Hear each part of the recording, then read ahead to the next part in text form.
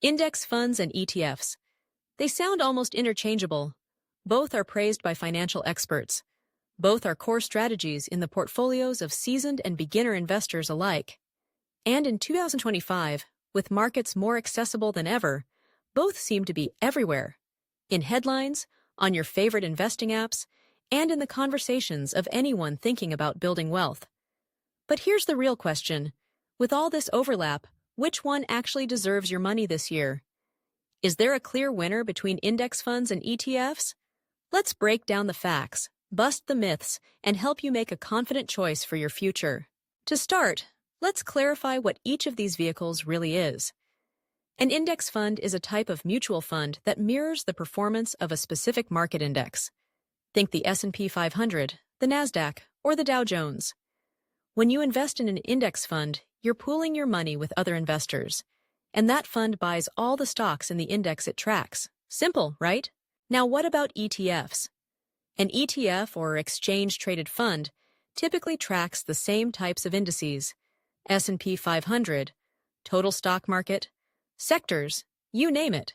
But here's the twist. ETFs trade on stock exchanges, just like individual stocks. That means you can buy or sell them at any time during market hours, and you can even use advanced features like limit orders or options if you want more control. So think of it like this. Index funds and ETFs are two vehicles, both heading to the same destination: a diversified basket of stocks that mirrors a major index. But one is a classic, dependable train that leaves at a set time every day. The other is a modern, flexible car you can hop into whenever you want, taking your own route and stopping along the way. So what are the key differences that actually matter to investors in 2025? Let's break it down feature by feature. First, trading. Index funds are bought or sold just once per day at the market's closing price. You put in your order, and at the end of the day, you get that day's closing value. ETFs, on the other hand, trade in real time. You can buy and sell them throughout the day, just like you would with Apple or Tesla stock. That gives you flexibility, but it also means you could be tempted by market swings, for better or for worse. Next up, fees. Traditionally, index funds had slightly higher expense ratios than ETFs. Think 0.05% to 0.15% for index funds, compared to 0.03% or even lower for some ETFs. In 2025, competition has driven costs down across the board, but ETFs still often have the edge. For investors who care about every basis point, that lower fee can add up over decades. Minimum investments are another big consideration.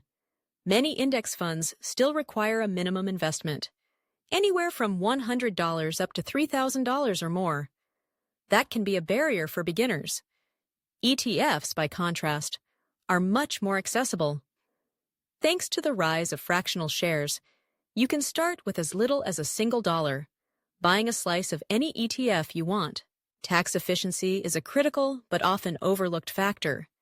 ETFs are generally more tax efficient than index funds because of the way they're structured. Thanks to a unique in-kind redemption process, ETFs can minimize the capital gains they pass on to investors, helping you keep more of your returns.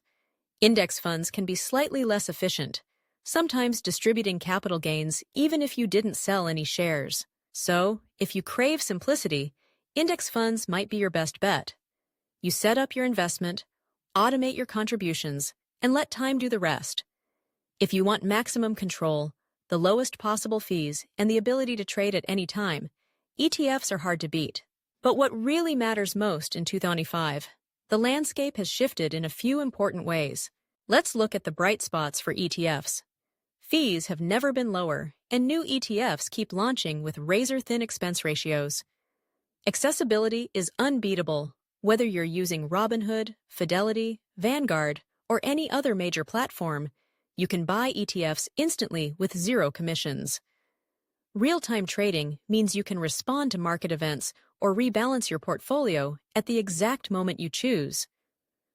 For investors who want flexibility, ETFs deliver in spades. On the flip side, index funds remain the backbone of many 401ks, IRAs, and retirement accounts. If you're using an employer-sponsored plan, chances are you'll be offered index funds, not ETFs. They're ideal for automated investing. Set up a recurring deposit, and the fund takes care of the rest. For long-term, hands-off investors, index funds are the ultimate set-it-and-forget-it solution. You're not tempted to trade impulsively, and you benefit from the steady growth of the market over time. So, in 2025, ETFs might have a slight edge in flexibility and cost. But for hands-off investors, index funds still perform beautifully. Both are better than the vast majority of actively managed funds, and both are light years ahead of chasing hot stocks or timing the market. Let's make this even more practical with some real-life scenarios. Suppose you're just starting out with $50. You want to dip your toes into the market, but you don't have hundreds or thousands to invest. In this case, ETFs are your friend. Buy a fractional share of a broad market ETF, and you're instantly diversified. No need to save up for a minimum.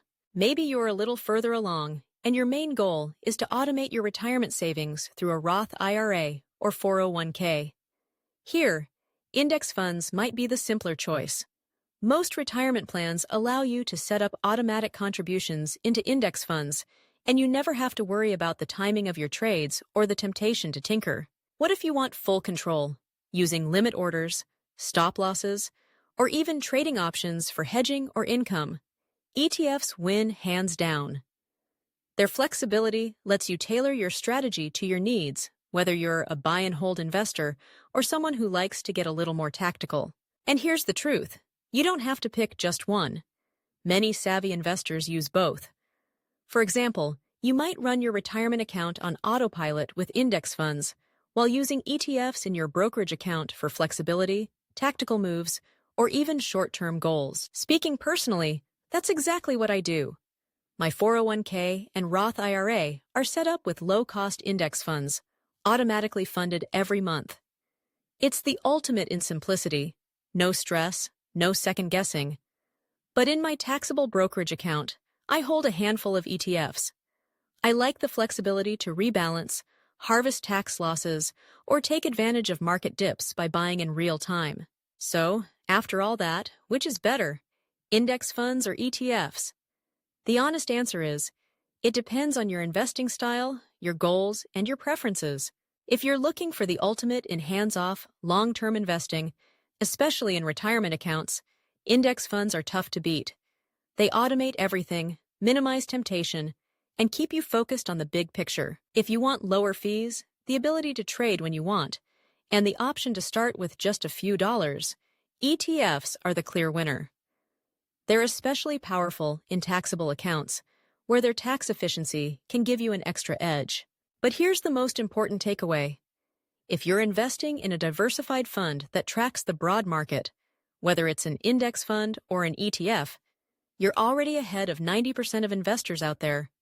You're building wealth the smart way, harnessing the power of the entire stock market, and avoiding the pitfalls of high fees and emotional trading. So, which one are you using? Index funds or ETFs? Drop your pick in the comments below. And if you want more tips on making smarter money moves every week, don't forget to like and subscribe. No matter which vehicle you choose, the most important step is simply to start investing, stay consistent, and let time work its magic. Your future self will thank you.